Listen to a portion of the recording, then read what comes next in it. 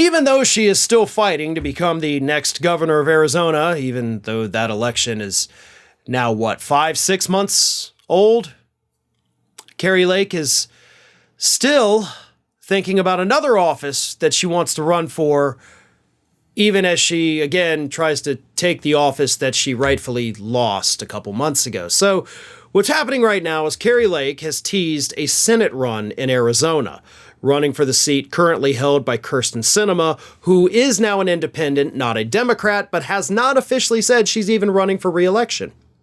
And to make matters worse, because I talked about Kari Lake teasing the run last week, a new poll came out on Monday of this week showing that as it stands right now, Kari Lake is running away with the Republican nomination in a hypothetical Republican Senate primary in the state of Arizona.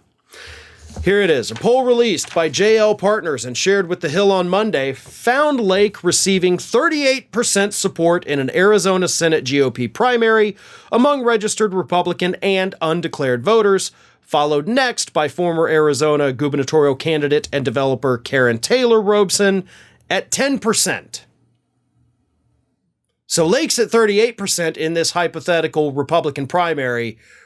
Second place is at 10. So that is a 28-point gap between Kari Lake and the person closest to her.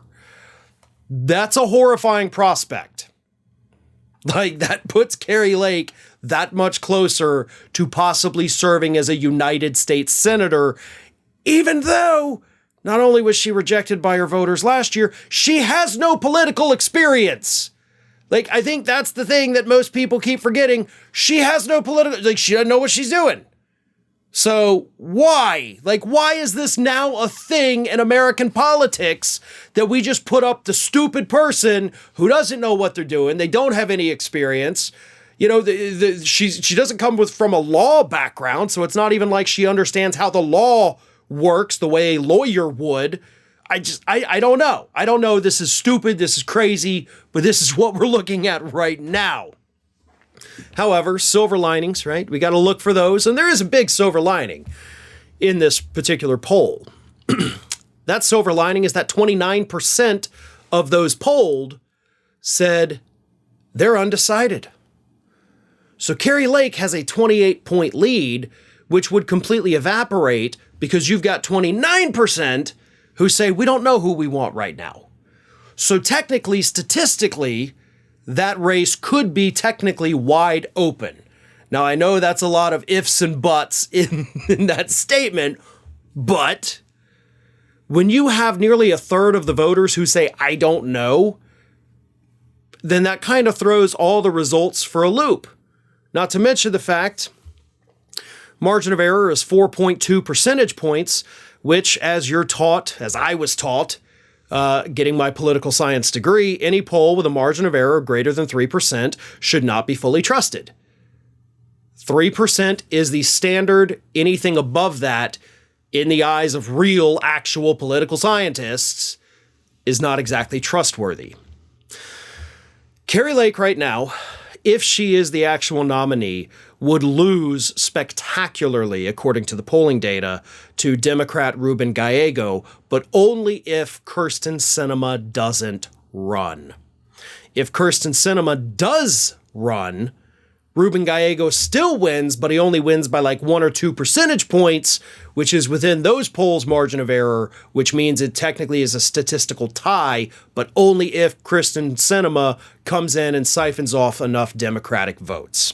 Sinema has a 0% chance of actually winning. Even if she runs as an independent, she is not going to have that seat after 2024, no matter what. Now, she's a wild card, right? She could look at these polls, understand that she has no path forward, not run, and let Ruben Gallego run away with it. Or she could let her ego take over, which honestly is the most likely scenario, run as a spoiler candidate and possibly hand the seat to Kari Lake. That's what we're looking at in Arizona. It is a very important race. It is a very important seat. And I know we've got, a year and a half to go, but it's never too early to start thinking about these things, because that election will be here before you know it. Hey everyone, this is Aspen, And did you know that for the low, low cost of $0 per day, you can subscribe to the Fair and Balanced YouTube channel?